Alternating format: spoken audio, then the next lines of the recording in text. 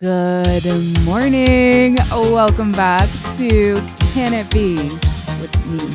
Hey guys, what's up? Welcome back to Can It Be with me, Zozo. The Lord is my shepherd, I lack nothing. You are going where God is leading you. When you know you're being led, you relax. You're in passenger princess status. Your dad at the airport, brother at the airport, someone else at the airport leading the way, doing the boarding passes. You don't worry about anything. You're just like, oh, let me go here. Where am I supposed to go? What am I supposed to do? That is what's happening with you right now. I went through like a really hard time in college where I failed out of my major and I was lost.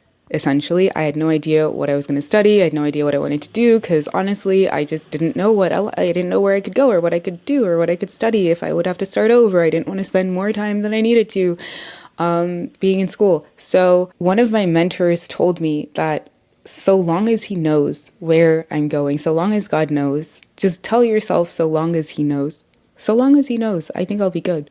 I know I'll be good, so long as he knows. And he does know. He knows exactly where he's taking you. What kind of shepherd doesn't know that the flock needs to go feed over there? What kind of shepherd? One that won't be a shepherd for very long. This guy's been a shepherd for eternity. I'm pretty sure he's good at his job. That changed everything for me when my mentor told me that so long as he knows. That's what you need to tell yourself, so long as he knows. When you do things knowing that the end result is expected, that God is Alpha and Omega, the beginning and the end, that means in the beginning is the end, and you believe that it will simply work out, whatever it is, you're not stressed because you're driving, you're being driven, you're being taken, you're being led, you're being pulled through security. Stop gripping the steering wheel of your life. Do you know when you don't know where you're going or your GPS like frizzles out or something happens and you're like, I don't actually know where I'm going or what I'm doing. I'm just like, you get nervous, you get tense, you start holding onto the steering wheel and like making snap judgments that aren't exactly proof positive of where you're supposed to be going.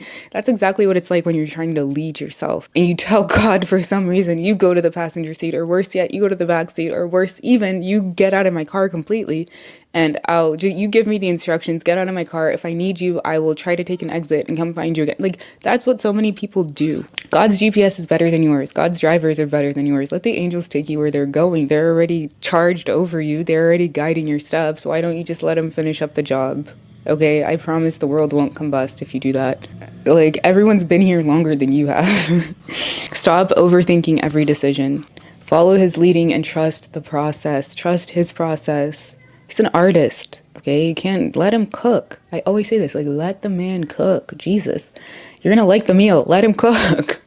Stop forcing connections. Let him orchestrate who comes and goes. You don't need to force a best friendship. You don't need to force a relationship. You don't need to force the guy that you're seeing to be the one. You don't need to force any man walking on the street to pay attention to you. You don't need to force a relationship. Like, the person that God has for you will be orchestrated by him, will be a function of your purpose, of his purpose, and together you're going to glorify God in the greatest possible way, in and through your lives and in and through your family. Do you see what I mean? Like, let him cook. He's a great cook. Like, seek his wisdom because he knows how to do things. You don't want to do things he's not doing. You don't want to go where he's not going. You don't want to be where he isn't. You just want to be exactly where he is, doing what he's doing, how he's doing it. Imagine if Jesus, whenever God was enacting the plan of salvation, imagine if he was like, oh no, I think he wants me to actually go to this place instead. I think he wants me to go to a different upper room to have the Last Supper. And I think that'll be better. I think he told me this one, but this one is better. Let's go to that one instead. And then we'll see what happens. Imagine if he interfered with the plan for redemption, the redemption of man. Imagine. He didn't interfere though. He just let it ride. He said, let it be. What did he say? He said, it's time for you to glorify yourself, glorify your son that he might glorify you, and everything that comes with it, all of the surrender that comes with it, all of the steps that come with it. He said, he basically said, let it be unto me. He surrendered to the plan, the greater plan that he didn't even know. He didn't know as a man that he would come back from the dead, that he would rise again. He was just obeying the plan. He was just following the leading out of love for God. Let your love for God be greater than your fear of the unknown. Because the unknown is in God, and in him it's not called unknown, it's called known. He knows. He knows. So let yourself be led. Okay, mwah, I will see you. When God's leading, you cannot get lost, my dear. You can't get lost. My love. Okay, wait, I want to put a TikTok in. Did you guys see this? Date last night, and she asked me what I did for work, and her whole expression changed when I told her what I did. She was like, oh, you're a cashier. First of all, my love, it's pronounced cashier. It's a French word, so thank you very much.